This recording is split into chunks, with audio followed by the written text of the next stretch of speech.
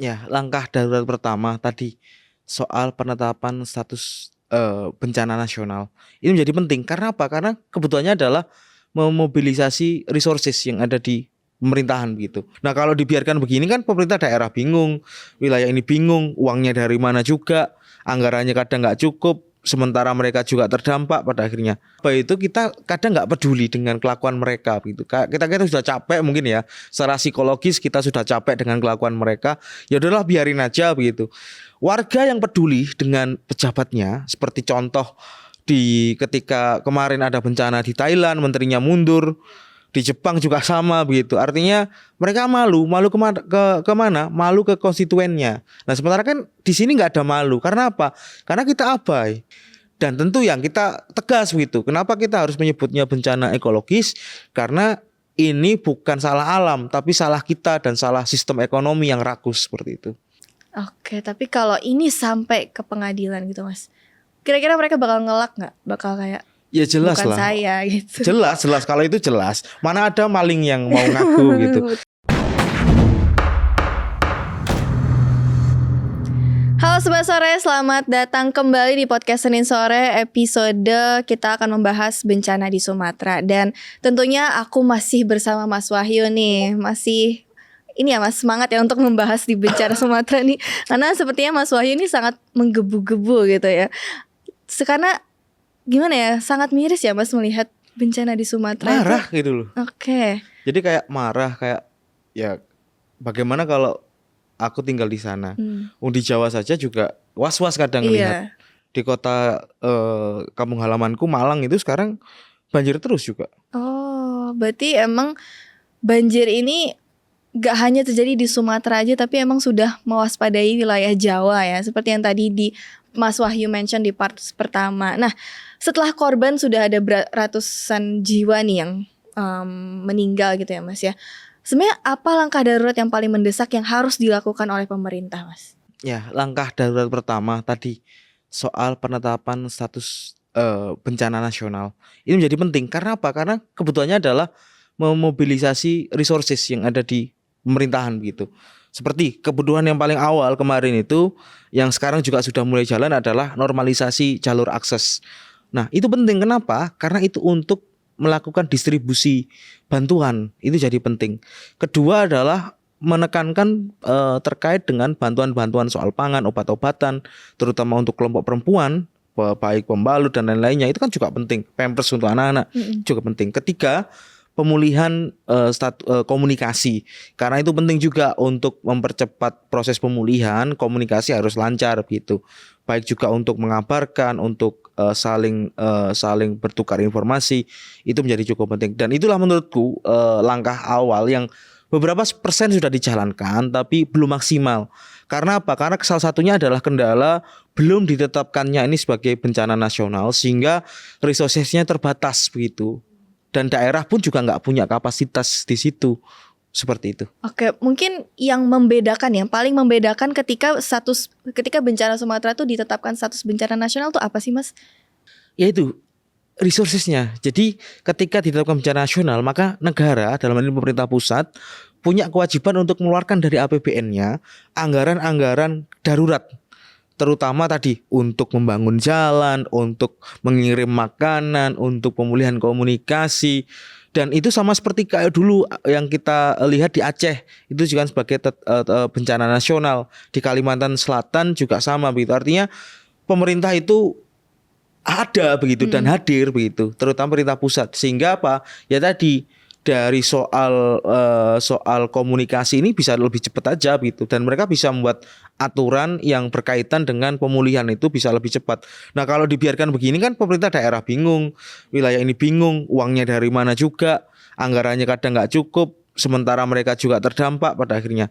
Nah, ini yang menjadi penting untuk penetapan status bencana nasional. Oke, nah Mas, tapi apakah mungkin nih kita tuh bisa menuntut pejabat yang memberi izin, tadi ya izin tambang, PLTA dan lain-lain, yang jelas-jelas tuh mereka mengabaikan resiko yang akan terjadi. Contohnya ya yang sudah terjadi di bencana Sumatera ini Mas. Sangat mungkin. Menuntut ini kan ada dua hal.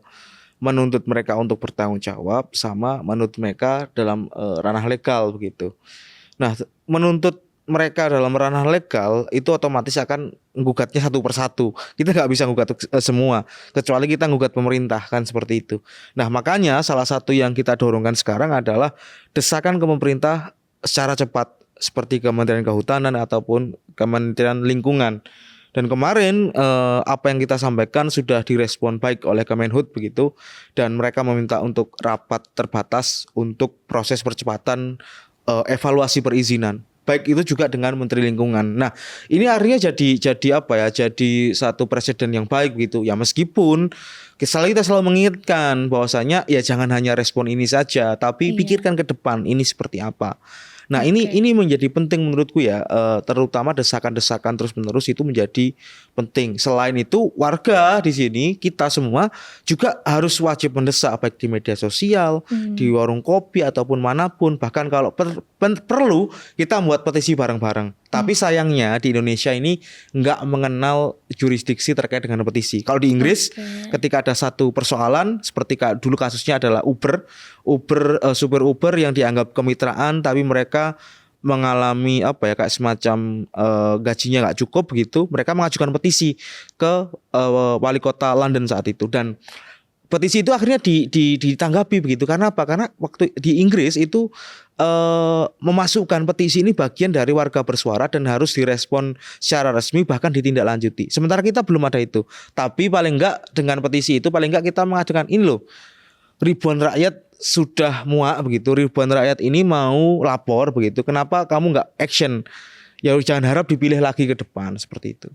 Berarti emang harus ada efek jera juga ya bagi para pejabat ya. Tapi kayaknya mau diapain juga kayak sulit gak sih Mas buat dia tuh jera gitu, buat dia tuh kapok gitu. Karena kita masih abai begitu. Kita masih abai itu, kita kadang nggak peduli dengan kelakuan mereka begitu. Kita sudah capek mungkin ya, secara psikologis kita sudah capek dengan kelakuan mereka. Ya udahlah biarin aja begitu.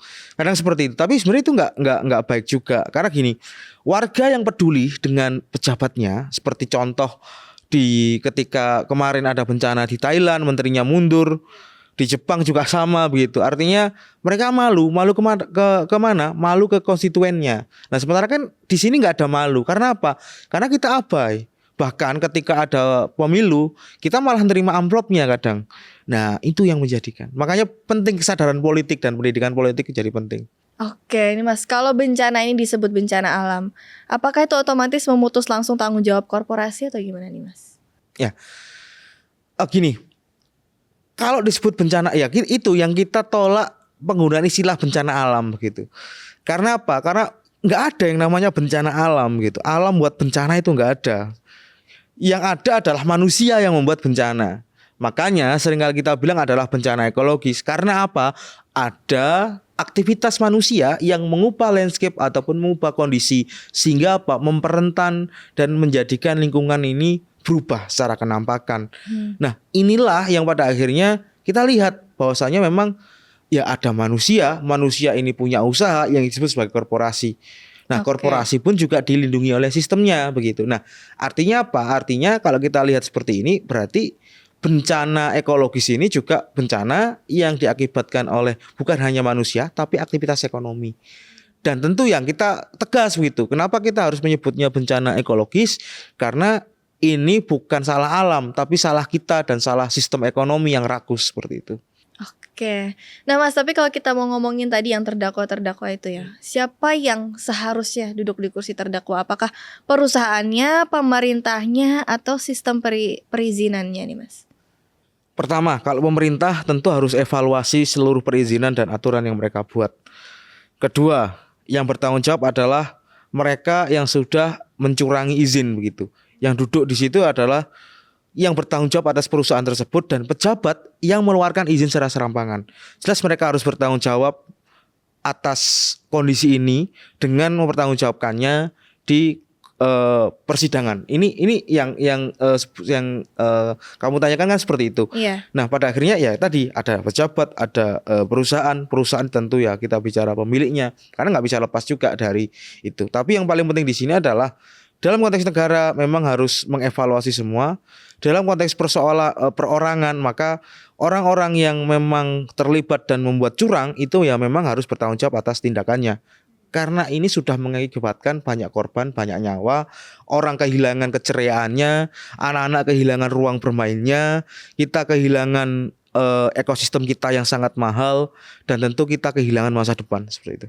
Oke, tapi kalau ini sampai ke pengadilan gitu Mas, kira-kira mereka bakal ngelak nggak? Bakal kayak Ya jelas bukan lah. saya gitu. Jelas kalau itu jelas. Mana ada maling yang mau ngaku gitu. Betul. Kalau maling mau ngaku ya tadi minimal kalau mereka bermoral begitu, pejabat-pejabat itu akan mundur dari posisinya.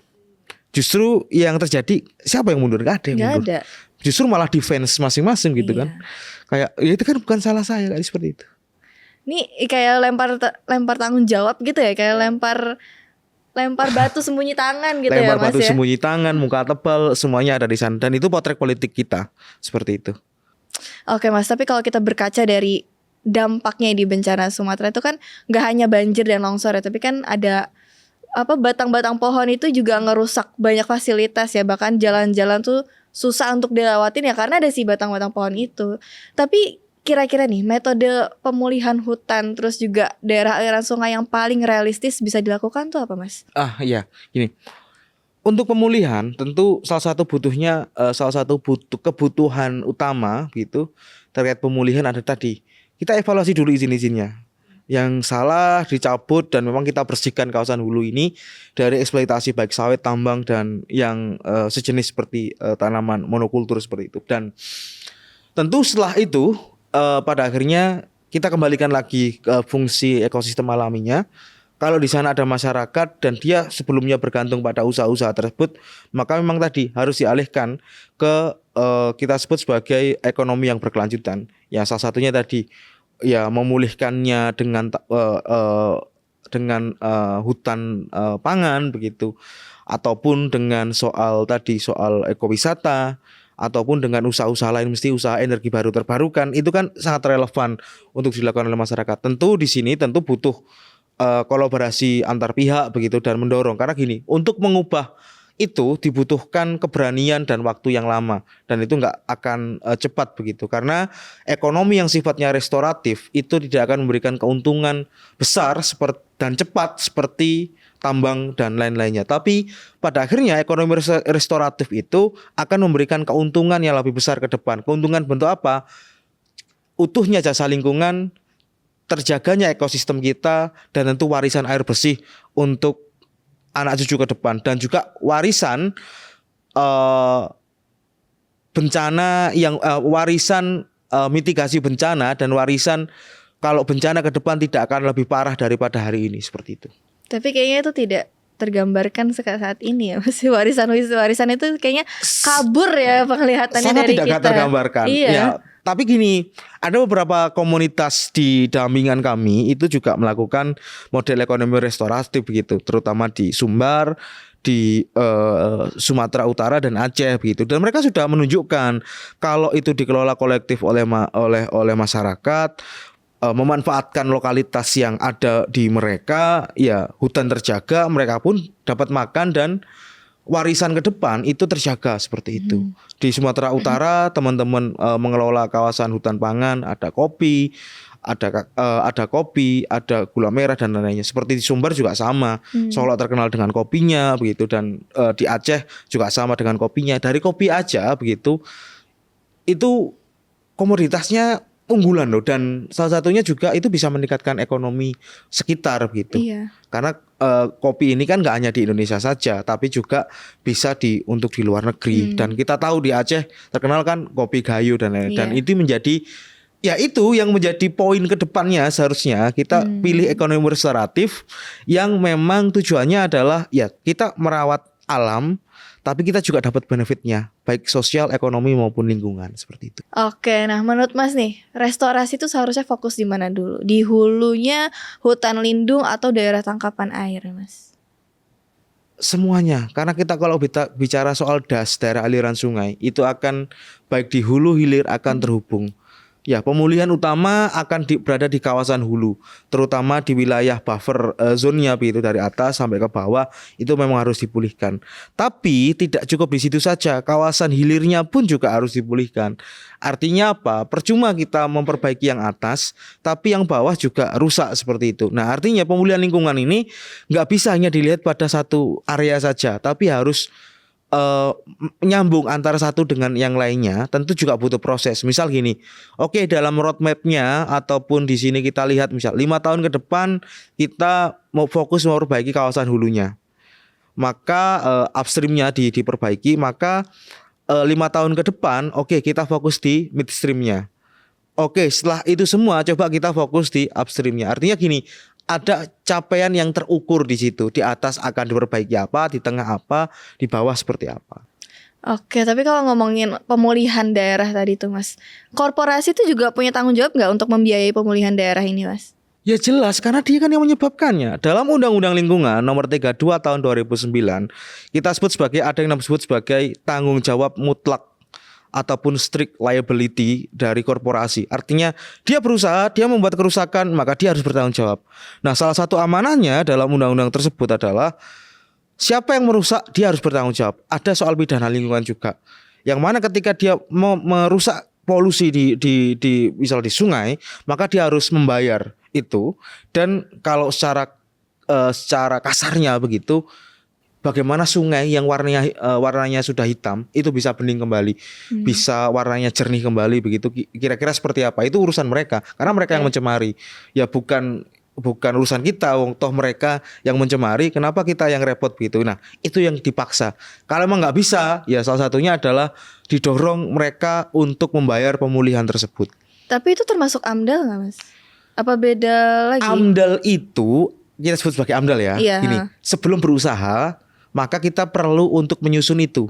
Kenapa? Karena AMDAL itu untuk ngecek cara kita memperlakukan limbah ini seperti apa. Ketika terjadi kesalahan dalam misal dalam produksinya nanti kita mencemari, ataupun misal dalam upaya kita misal di kawasan hutan ternyata kita menebang dan memberikan banjir gitu.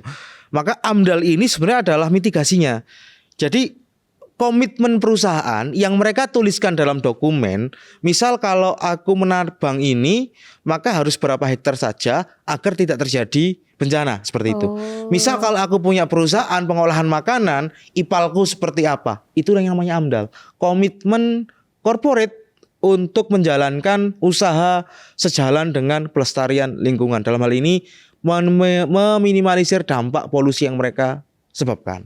Tapi berarti nih Mas, izin-izin maksudnya proyek-proyek tambang itu tuh berarti mereka punya AMDAL kan, punya blueprint ya kan? Punya lah. Tapi kenapa maksudnya bisa terjadi bencana seperti ini Mas? Maksudnya kan tadi kan Mas bilang kalau misalkan AMDAL itu ya mitigasinya gitu, sebelum mitigasi bencananya gitu. Tapi kenapa bisa terjadi si bencana ini Mas? Kalau misalkan dia punya AMDAL gitu. Ya karena mereka nggak punya komitmen itu, ya hanya dipanai sebatas formalitas saja, hitam di atas putih saja gitu, begitu. Di depan ada tulisan jangan buang sampah di sini. Toh juga banyak orang yang apa dia nggak baca, literasinya rendah, ya nggak juga begitu. Ya memang mereka nggak punya komitmen di situ gitu. Misal biru untuk organik, merah untuk B3, kuning untuk sampah plastik gitu. Tetap aja masih dipilah. Ya mungkin mereka nggak tahu kalau seperti itu. Tapi ketika sudah disosialisasikan ada aturannya tetap melakukan itu. Berarti yang salah siapa? Ya mereka memang mereka sengaja seperti itu. Berarti mereka nggak punya komitmen dan menganggap itu hanya sekedar administratif belaka. Tapi nggak dimaknai bahwasanya ya aku punya responsibility soal itu. Oke Mas. Nah tadi kan kita juga sempat ngomongin ekonomi ekstraktif nih Mas, yang dimana Indonesia tuh entah kenapa jadi fokus utamanya ekonomi ekstraktif gitu. Banyak proyek-proyek besar tambang seperti lainnya yang di daerah-daerah sana, dan itu juga jadi pembangunan Indonesia utama gitu kan ya Mas, bisa dikatakan. Tapi gimana nih caranya biar pembangunan Indonesia tuh tetap berjalan? Mungkin memang kita punya sektornya tersendiri di ekonomi ekstraktif itu, tapi juga berjalan seiringan dengan melestarikan lingkungan gitu Mas. Karena kan ini sepertinya kalau dilihat pelaksanaannya sangat cross gitu ya. Tapi gimana caranya biar mereka tuh beriringan terus tidak mencetak bencana baru Mas? Nah itulah fungsinya tata ruang. fungsinya tata ruang itu ngecek gitu wilayah mana sebagai kawasan lindung, wilayah yang mana memang digunakan sebagai untuk zona ekonomi begitu. Nah, salah satu yang kita tentang kan memang perluasan izin tambang begitu salah satunya. Kenapa kok memperluas izin tambang sementara dan daya dukung dan damungnya nggak cukup? Apakah sedemikian rupa kita butuh tambang tersebut untuk meningkatkan ekonomi kita? Lah, kalau memang tambang itu ataupun sawit di situ memang meningkatkan ekonomi kita, kenapa kemiskinan masih banyak begitu? Ini kan akhirnya jadi pertanyaan gitu. Kira-kira uangnya kemana? Kenapa masih rakus lahan tapi kita tetap miskin? Kecuali gini, ada tambang, ada sawit, terus semua orang itu paling enggak minimal gajinya diterima misal 20 juta begitu per bulannya. Oke, berarti Ya emang itu akhirnya berarti ada efeknya. Tapi ketika kita menerima itu pun pada akhirnya juga gini. Pada akhirnya berarti dengan usaha yang minimal yang kita sudah atur itu ternyata bisa mensejahterakan. Nah, salah satu dampaknya ya kalau kita mencoba kaitkan dengan banyaknya izin ini kan ada perampokan besar-besaran atas hak rakyat dan juga pajak kita begitu. Karena apa? Karena ya dari banyaknya sawit, banyaknya ini kan juga pada akhirnya nggak kembali ke kita, justru malah merugikan. Misal kemarin kita bicara sawit profitnya 20 sampai 30 miliar. Tapi bencana, dampaknya, bebannya terutama orang kehilangan rumah, kehilangan pekerjaan dan lain-lainnya. Pak kita bicara soal direct loss ini kan kehilangan atas lingkungannya, kehilangan atas keberlanjutannya. Yang indirect ini bicara soal dia kehilangan ekonominya. Itu bahkan ditaksir lebih dari 1 triliun begitu untuk satu wilayah. Artinya dari pemasukan itu nggak sesuai dengan bencana yang dihasilkan seperti itu. Dan ini yang harus digarisbawahi bahwasanya apa? Kalau kita mau ekonomi yang benar, mau lingkungan terjaga, sebenarnya kita nggak membuat apa ya gini. Jadi kita itu sebenarnya kalau usaha ekonomi dan lingkungan itu nggak akan pernah berjalan seiringan. Karena nggak ada yang namanya tambang hijau itu nggak ada. Nggak ada yang namanya tambang yang bisa mengembalikan tanahnya itu nggak bisa. Dia pun bisa reklamasi itu pun juga karena nambang di wilayah lain. Kecuali kalau tambang itu bisa mengembalikan gunung. Maka ya itu disebut sebagai tambang hijau kan seperti itu. Dan karena itu pada akhirnya ya sebenarnya kita nggak membuat selaras, tapi adalah meminimalisir dampak. Selagi pada akhirnya kita memikirkan ke depan kira-kira apa yang lebih baik dan bisa lebih meminimalkan lagi dampaknya. Wong dengan adanya tata ruang saja kita justru malah dilanggar terus begitu. Nah, ini kadang jadi pertanyaan. Tata ruang sudah dilanggar, izin-izin kemana-mana, kira-kira kita mau apa? Nah, inilah sebenarnya saatnya kita ke model ekonomi hijau begitu. Yang paling tidak di sini dorongannya adalah kita meminimalisir dampak, kita taat pada tata ruang dan tentu kita mengurangi industri ekstraktif kita. Cina saja sudah mengurangi begitu, tapi dia membuka di tempat lain seperti itu. Karena mereka sadar di Cina banyak tambang kapur dan juga batu bara itu dihentikan. Kenapa kira-kira dihentikan? Karena kos kesehatannya lebih tinggi. Dan itu kesehatan. Dampak kesehatan yang dirasakan oleh warga itu lebih tinggi. Dan pada akhirnya itu membebani APBN mereka. Salah satu solusi terbaiknya adalah ditutup saja begitu. Tapi pada akhirnya mereka kan di tempat lain. Tapi kan kesadarannya adalah mereka ngerti dengan adanya itu kalau dilanjutkan terus nggak ditutup, maka ya mereka akan mengeluarkan kos lebih banyak. Dan tentu produktivitas kerja mereka akan menurun. Dan pada akhirnya ini juga mengilhami pemerintah Cina itu sekarang dominannya adalah energi baru terbarukan. Karena mereka belajar dari itu. Nah itu cerita baik dari Cina, cerita baik dari Vietnam. Kenapa kita nggak bisa begitu untuk paling nggak tahu bahwasanya negara-negara lain pun juga sudah punya kesadaran itu. Nah itu akhirnya dikembalikan ke kita. Apakah kita mau mendesak pejabat kita, ataukah kita mau sadar politik bahwasanya semua ini nggak bisa dilepaskan dari politik pemilu 5 tahunan itu. Karena politik itu nggak sekedar memilih, tapi kita mempertaruhkan masa depan kita. Oke Mas, untuk penutup nih Mas, kalau Mas bisa kasih pesan ke pemerintah terkait dengan apa yang sedang terjadi di Sumatera gitu, apa yang ingin Mas sampaikan? Bertaubatlah. Bertobatlah ya. Bertobatlah. Hentikan kerakusanmu. dan membuat orang rentan begitu dan membuat orang semakin sengsara. Bertaubatlah gitu. Karena emang satu izin yang diterbitkan tuh banyak korban yang harus direlakan gitu ya Mas. Iya, karena saya sudah kayak gini, kayak sudah speechless ya dengan pemerintah saat ini gitu. Ya makanya pesan yang paling bagus adalah bertaubatlah. Nah itu dia Sobat Sore obrolan kita bersama Mas Wahyu ngomongin tentang bencana di Sumatera. Oh kalau Sobat Sore punya tanggapan lain boleh banget tulis di kolom komentar. Jangan lupa juga untuk like and subscribe YouTube channel podcast Senin Sore. See you on the next episode. Selamat sore.